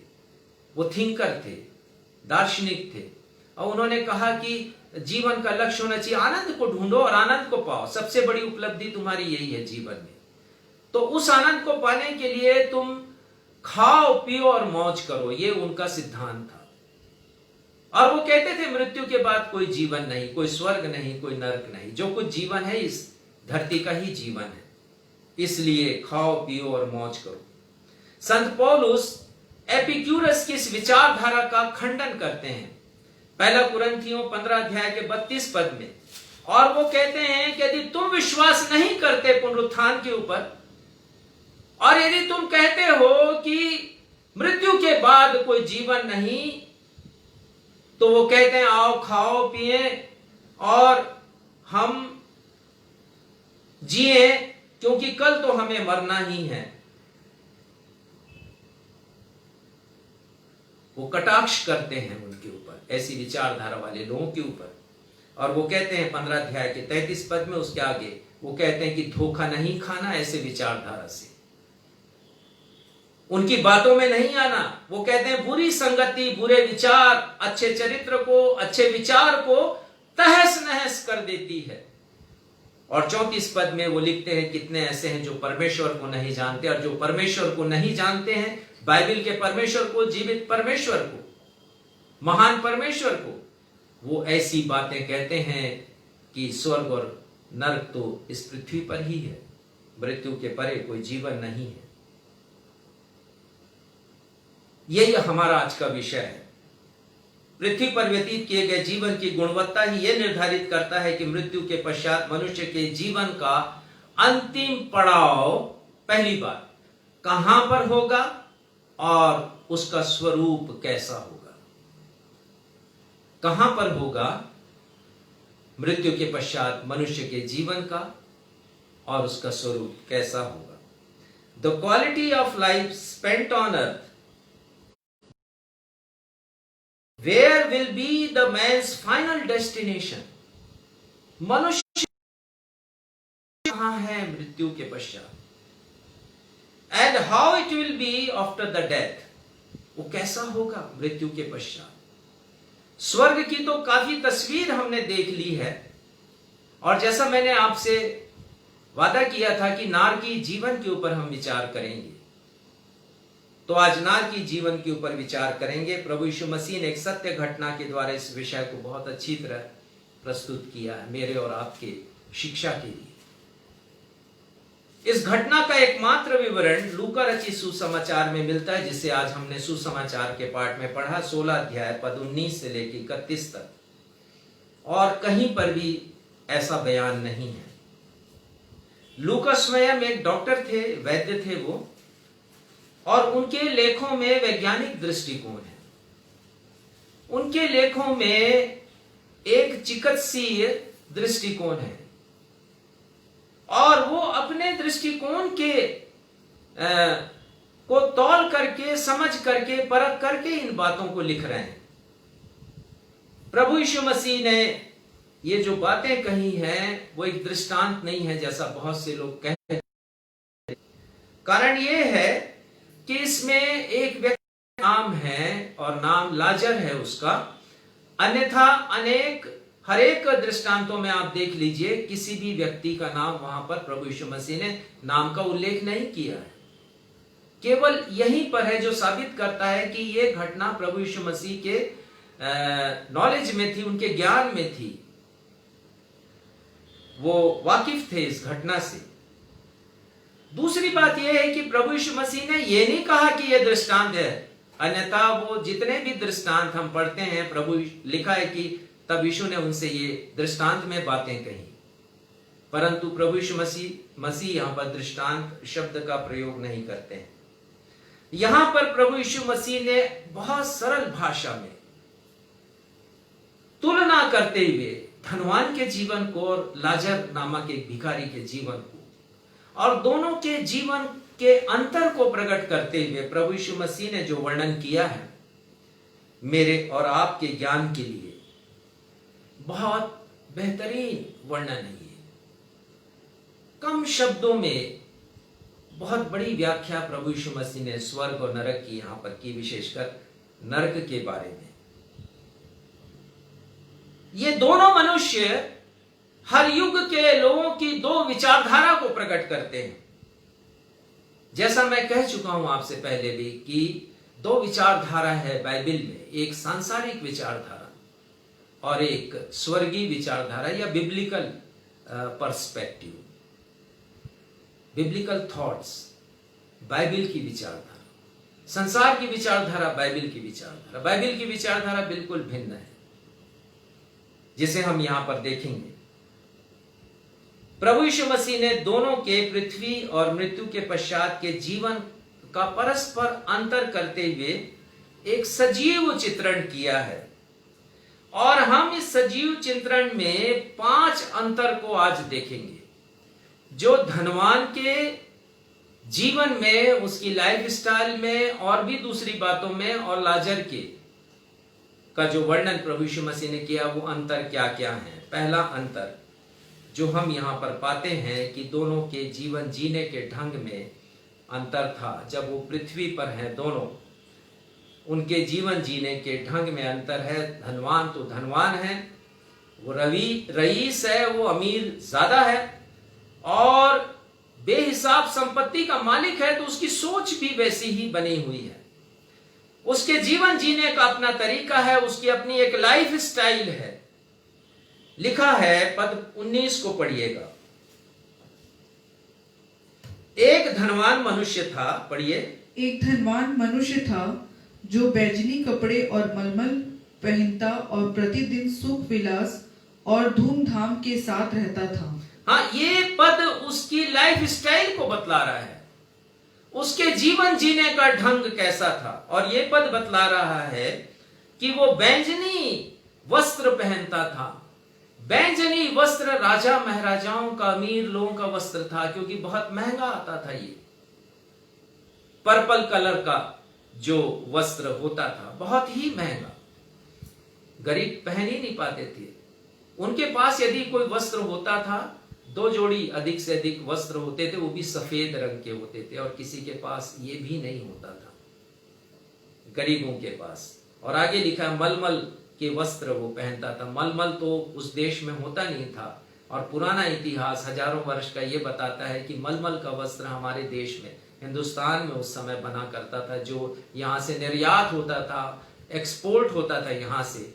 और चूंकि एक्सपोर्टेड था, तो इसलिए वो बहुत महंगी कीमत पर बेचा जाता था। परंतु ये तो अमीर था और उसे अपनी शान शौकत दिखाना था, और वो दिखाता था। और ये ध्यान देने की बात है कि प्रतिदिन लिखा है, जो बैंजनी कपड़े मलमल पहनता और प्रतिदिन, एवरीडे, हर दिन पार्टी है, सुख विलास के साथ वो रह रहा है, राजा महाराजाओं की जिंदगी जी रहा है, वो लग्जरियस लाइफ है उसकी। महल नुमा कोठी है, नौकर हैं, चाकर हैं, और पार्टी में खाने की ढेर सारी चीजें और पीने के पदार्थ हैं। क्या नहीं है उसके पास, खुले दिल से खर्चा करता था प्रतिदिन, एवरीडे। जीवन जीने का उसका अपना तरीका, अपना ढंग, सुख के लिए जीता था, अपने लिए जीता था, और स्वस्थ भी रहा करता होगा, क्योंकि यदि सुख पाना है तो अच्छा महसूस करना पड़ेगा। स्वस्थ तो पैसा है, तो वैद्य भी थे, चिकित्सा भी थी, हर चीजें उसके लिए उपलब्ध था। और पैसे वाला था तो प्रतिष्ठित भी था, लोगों के बीच में उसका नाम रहा होगा।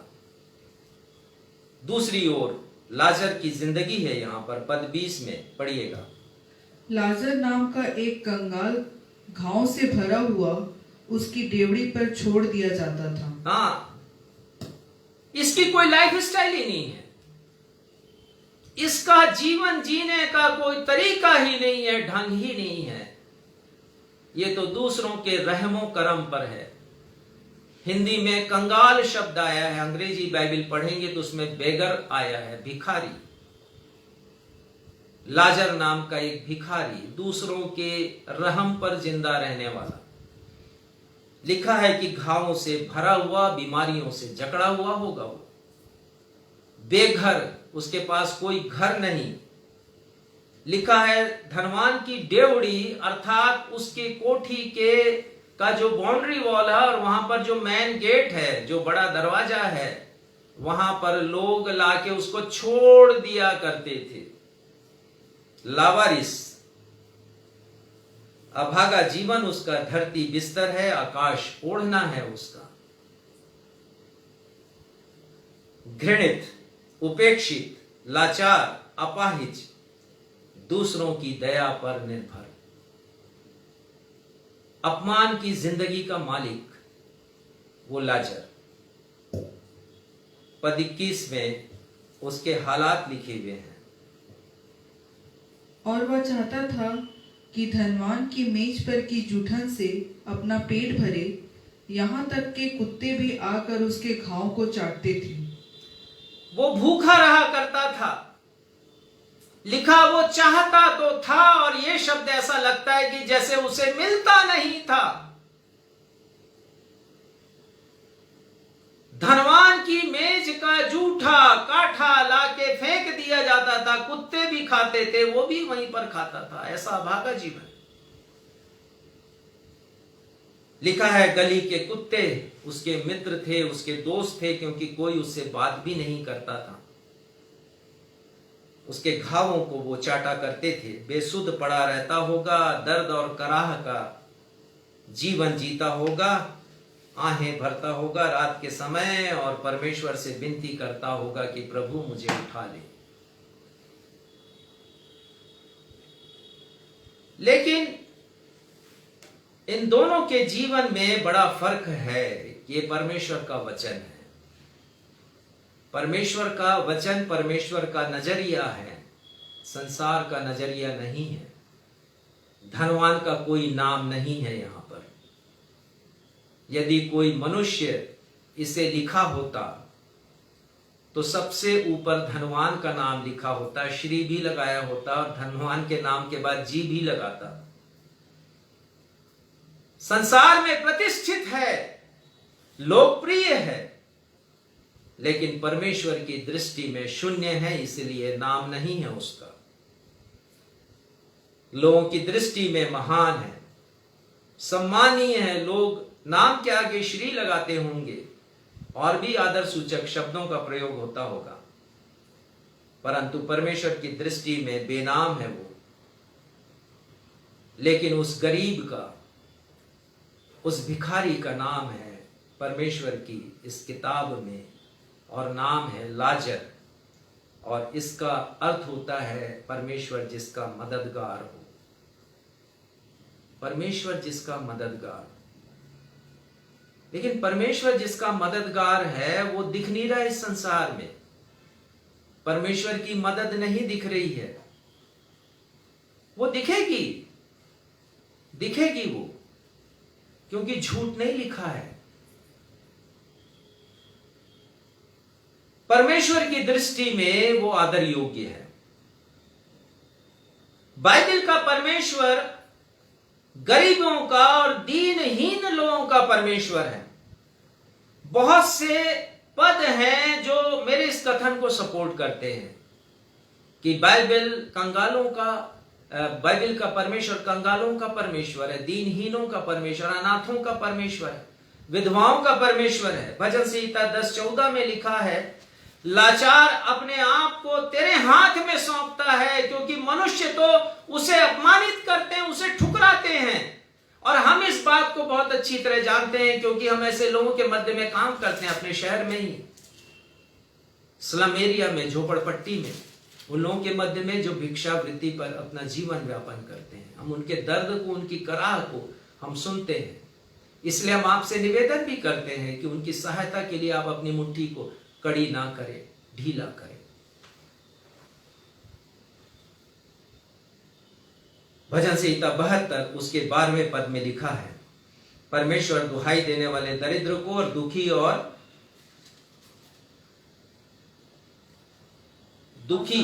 और असहाय मनुष्य का उद्धार करेगा। दुखी और असहाय मनुष्य का उद्धार करेगा, और उन्होंने उद्धार किया है लाजर का। पद 13 में लिखा है, परमेश्वर कंगाल और दरिद्र पर तरस खाएगा।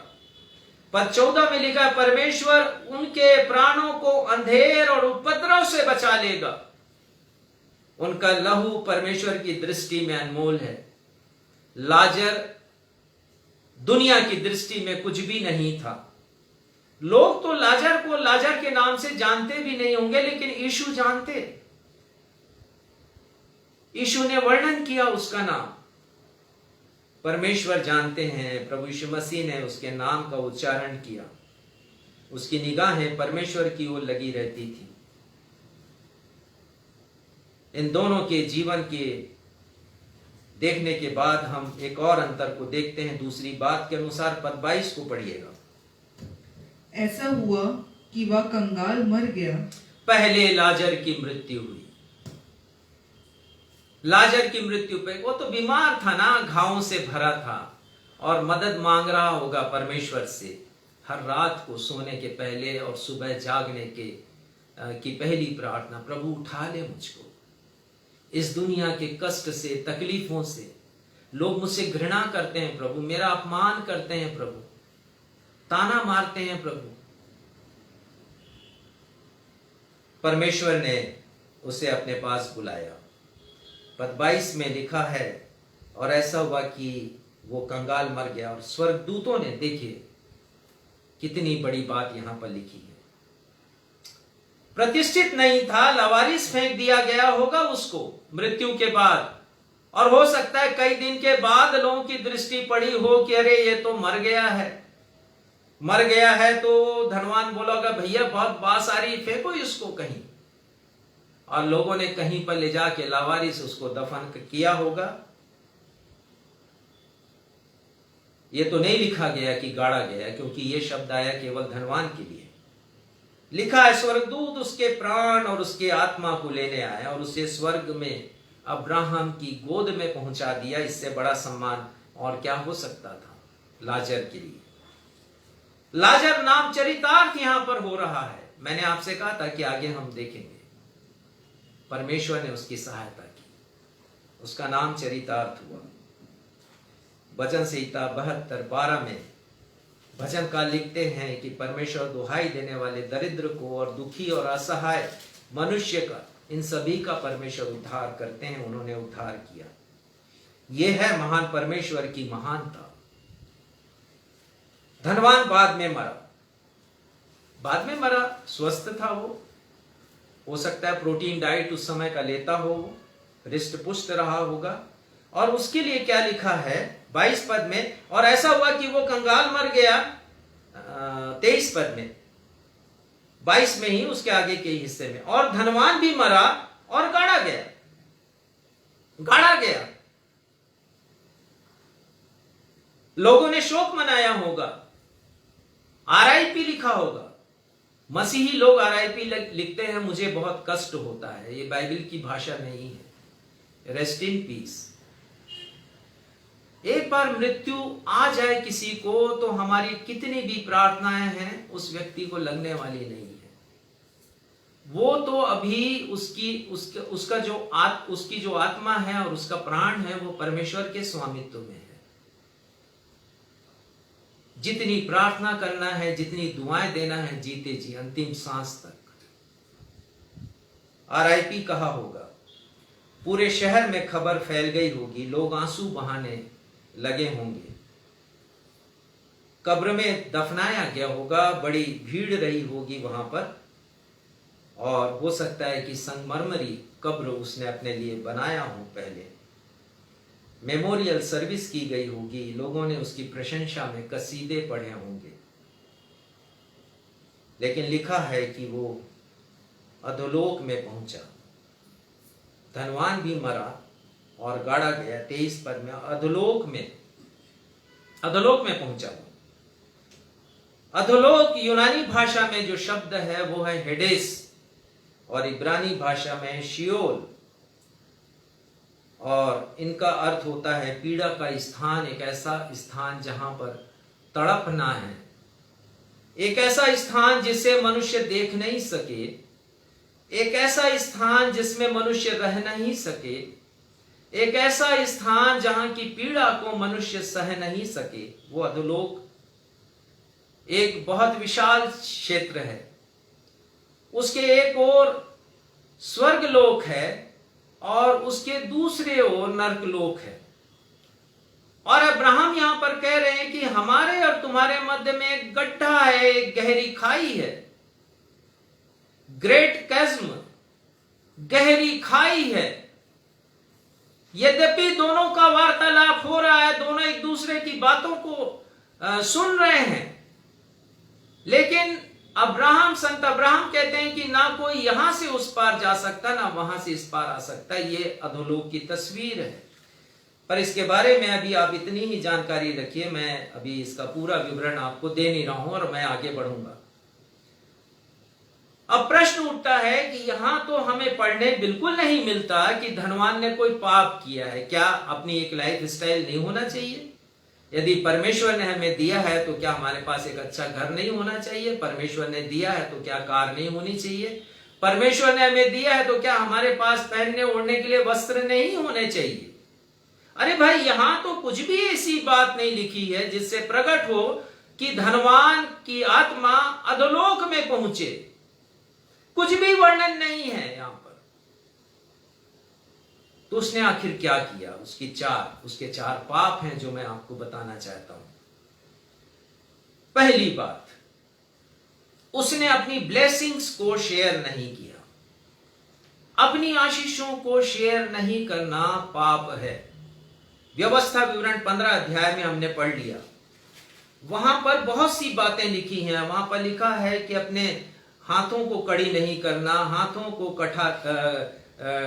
मुट्ठी को अपनी ढीली करना, हृदय को कठोर नहीं करना, आंखों को टेढ़ी नहीं करना जब तुम गरीबों को, जरूरतमंदों को देखो तो। और एक पद जो मैं आपके सामने लाना चाहता हूं, लेकिन आप अवश्य इसको गहराई से पढ़िएगा। व्यवस्था विवरण 15 उसका 7 से लेके 11 पद, लेकिन मैं अभी आपके सामने पढ़ रहा हूं पद संख्या 9। या लिखा रहे, सचेत रहे कि तेरे मन में ऐसी अधम चिंता ना सताए कि 7वां वर्ष जो छुटकारे का वर्ष है वह निकट है। मैं इस गरीब की सहायता कैसे करूं? मेरे पास तो खुद कमी है, मुझे तो अभी ये लेना है, वो लेना है, ये खरीदना है, ये आवश्यकता की पूर्ति करना, ये बड़ा खर्चा है मेरे सामने, मैं इसकी मदद क्यों करूं, कैसे करूं? लिखा, ऐसी अधम चिंता तेरे मन में नहीं समाए। और लिखा है कि अपनी दृष्टि तू उस दरिद्र भाई की ओर से क्रूर करके यदि उसे कुछ नहीं देगा और वह तेरे विरुद्ध यहोवा की दुहाई दे, लाजर दुहाई देता होगा कि प्रभु देख लो, मुझे जूठा खाटा मिल रहा है खाने के लिए, क्या वो दे नहीं सकता एक अच्छा भोजन मुझे? क्या वो मुझे किसी अस्पताल में दिखा नहीं सकता? प्रभु, ये मेरा घाव सड़ रहा है, बदबू आ रही है, मेरा स्वास्थ्य ठीक नहीं है प्रभु, हृदय धड़ धड़ करता है। प्रभु क्या ये नहीं कर सकता सुख विलास से रहने वाला, धूमधाम से रहने वाला? लिखा है, तेरे विरुद्ध पाप ठहरेगा यदि गरीब दुहाई दे तो। दूसरी बात यहां पर हम देखते हैं कि उसने दया नहीं किया। सब कुछ जानते ही है, कोई दूर नहीं था लाजर उसके घर से, उस गेट से निकलता होगा तब देखता होगा, और गेट के अंदर प्रवेश करता होगा तब देखता होगा। लिखा है कि उसने दया नहीं किया। प्रभु यीशु मसीह ने कहा, दयावंत बनो जैसा तुम्हारा पिता दयावंत है। प्रभु यीशु मसीह ने शिक्षा दी है। और याकूब बहुत अच्छी बात लिखते हैं, अंडरलाइन कर लीजिएगा उसको, याकूब 2:13 में वो लिखते हैं, जिसने दया नहीं की उसका न्याय भी बिना दया के होगा परमेश्वर के सामने। बहुत बड़ी चेतावनी है, जिसने दया नहीं की उसका न्याय भी बिना दया के होगा। तीसरी बात, वो यहूदी था, धनवान, कोई गैर व्यक्ति नहीं था।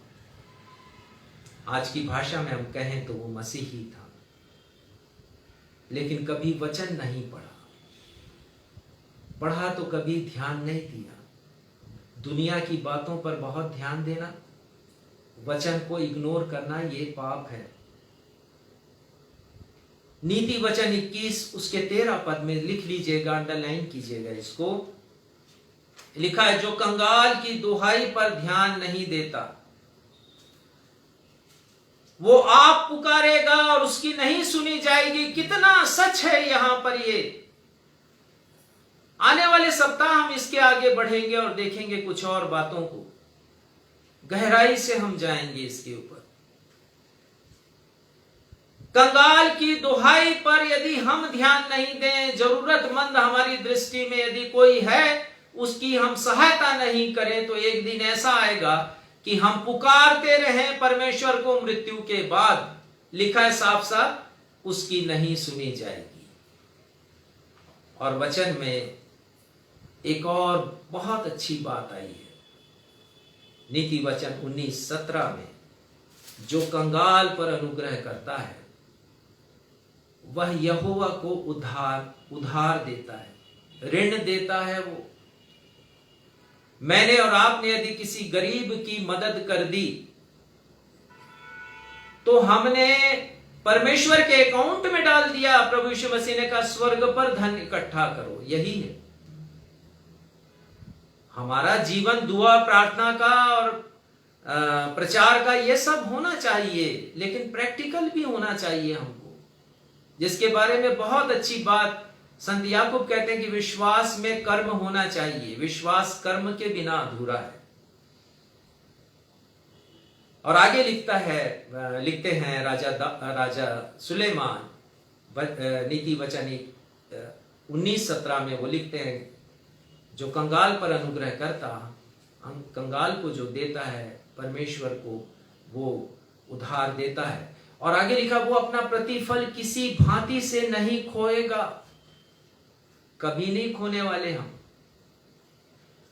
ये ठीक ऐसे ही है जैसा प्रभु यीशु मसीह ने कहा कि अपना धन स्वर्ग में इकट्ठा करो, जहां पर कीड़े उसे बिगाड़ते नहीं है और काई उस पर लगती नहीं है। चौथा पाप उसके जीवन का कि लाजर से प्रेम नहीं किया उसने। एक बहुत अच्छी बात जिसका उल्लेख मैं बहुत बार करता हूं, पहला यूहन्ना की किताब से 4 अध्याय उसका 20वां पद, बहुत प्यारा लगता है ये मुझे। पहला यूहन्ना 4 अध्याय 20वां पद पढ़िएगा। यदि कोई कहे मैं परमेश्वर से प्रेम रखता हूं, हम सब कोई कहते हैं यदि कोई की क्या बात है, हम कहते हैं परमेश्वर प्रेम है, गॉड लव्स मी, हम कहते हैं। तो यदि कोई कहे कि वो परमेश्वर से प्रेम रखता है और अपने भाई से बैर रखे तो वह झूठा है, वो झूठा है। यदि हमने किसी की मदद नहीं की, सहायता नहीं की, बैर रखा, ये बैर से कम नहीं है। यदि हम किसी को ठुकराते हैं, किसी जरूरतमंद को यदि घृणा करते हैं, तो लिखा है कि वो झूठा है, क्योंकि जो अपने भाई से जिसे उसने देखा है प्रेम नहीं रखता, तो वह परमेश्वर से भी जिसे उसने नहीं देखा कैसे प्रेम रख सकता है। धनवान ने लाजर से प्रेम नहीं किया। इसके बाद आने वाले सप्ताह हम अध्ययन करेंगे, हमारा समय हो चुका है। पर जो निमंत्रण है आपके लिए, वो निमंत्रण आज भी मौजूद है कि हम परमेश्वर के करीब आ जाएं। वो हमारे हृदय के दरवाजे पर खटखटा रहे। प्रभु यीशु मसीह खटखटा रहे। प्रकाशित वाक्य 3:20 में लिखा है कि देख मैं तेरे द्वार पर खटखटाता हूं। और एक व्यक्ति ने बहुत अच्छी पेंटिंग बनाई, बहुत अच्छा पेंटर, उसने पेंटिंग बनाई है। आपके घर में वो पेंटिंग होगी, बहुत से लोग इसके बारे में बताते हैं, मैं आज बता रहा हूं। और उस पेंटिंग में दर्शाया गया कि प्रभु यीशु मसीह एक द्वार के बाहर खड़े हैं और वो खटखटा रहे हैं। जब उस चित्रकार ने पेंटिंग बनाई तो अपने मित्र को दिखाया और उससे बोला बताओ ये पेंटिंग कैसी लगी। तो उसने कहा कि बहुत खूबसूरत पेंटिंग है, लेकिन आपने गलती की है। और गलती ये है कि आपने दरवाजा तो बनाया लेकिन कुंडा उसमें नहीं बनाया। तो उस पेंटर ने कहा यही तो इस तस्वीर की खूबसूरती है। ये दरवाजा बाहर से बंद नहीं है, ये दरवाजा भीतर से बंद है, हमारे दिल का दरवाजा। और आज ये पुकार है आपके लिए और सबों के लिए कि हम अपने दिल के दरवाजे को खोलें, अपने जीवन को हम बहुमूल्य माने, हम आ जाएं प्रभु यीशु मसीह के पास।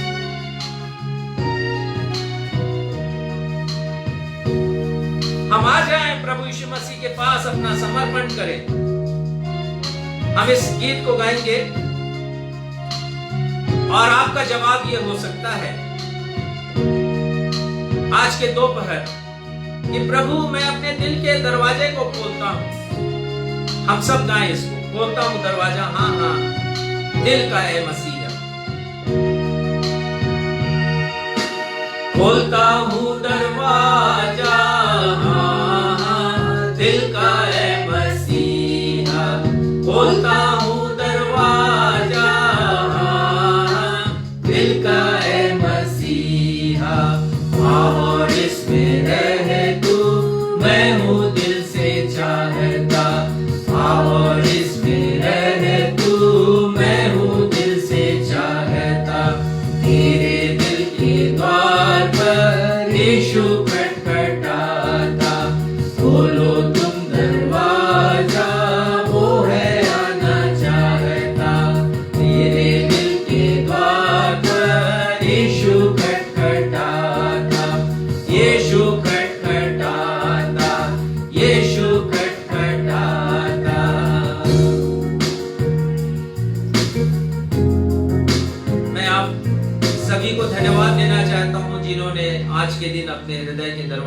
खोला है और प्रभु यीशु मसीह को उसमें प्रवेश करने दिया है। प्रभु यीशु मसीह का अनुग्रह आप सभी के साथ रहे, ये हम प्रार्थना करें। हमारे पिता, हम धन्यवाद देते हैं वचन की भरपूरी के लिए, उस आनंद के लिए पिता जो वचन के प्रचार से आपने हमें दिया है। हर एक उस चुनौती के लिए पिता जो वचन के द्वारा आपने जिंदगियों को दी है। वचन बहुत स्पष्ट है प्रभु यीशु मसीह का वचन है, एक सत्य घटना का वर्णन है हमारी आंखों को खोलने के लिए कि यदि हम इस पृथ्वी के ऊपर गुणवत्तापूर्ण जीवन नहीं व्यतीत करेंगे तो हम वही पाएंगे जिसे हमने बोया है, वही काटेंगे। प्रभु हमारी सहायता करें प्रभु। आने वाले रविवार को भी जब इस संदेश के दूसरे भाग को हम देखेंगे, कुछ और अंतर की तरफ हम ध्यान देंगे। आप हमारी सहायता कीजिएगा प्रभु। हम आपकी महिमा करते हैं, आपकी आराधना करते हैं प्रभु। आज के दिन के लिए धन्यवाद देते हुए, अपने इस जीवन के लिए धन्यवाद देते हुए, हर एक उस जीवन के लिए धन्यवाद देते हुए जिन्होंने अपने हृदय के दरवाजे को खोला है, इस प्रार्थना को मांग लेते हैं प्रभु यीशु मसीह के ही नाम से। सुनिए और कबूल कीजिए, आमीन। प्रभु की प्रार्थना हम सब कहेंगे। हे हमारे पिता, आप जो स्वर्ग में हैं, आपका नाम पवित्र माना जाए, आपका राज्य आए, आपकी इच्छा जैसे स्वर्ग में पूरी होती है वैसे इस पृथ्वी पर भी पूरी हो। हमारे दिन भर की रोटी आज हमें दीजिए, और जैसे हमने अपने अपराधियों को क्षमा किया वैसे हमारे अपराधों को क्षमा कीजिए, और हमें परीक्षा में नहीं डालिए बल्कि बुराई से बचाइए, क्योंकि राज्य, पराक्रम और महिमा सदा आपके हैं, आमीन। आशीष ग्रहण करें। अब हमारे अद्वैत पिता परमेश्वर का प्रेम, हमारे उद्धारकर्ता प्रभु यीशु मसीह का अनुग्रह और शांतिदायक पवित्र आत्मा की सहभागिता में से हरेक के साथ अब से लेकर के हमारे उद्धारकर्ता प्रभु यीशु मसीह के दूसरे आगमन तक हमेशा होती रहे, आमीन। आप सबों को जय मसीह की। जय मसीह।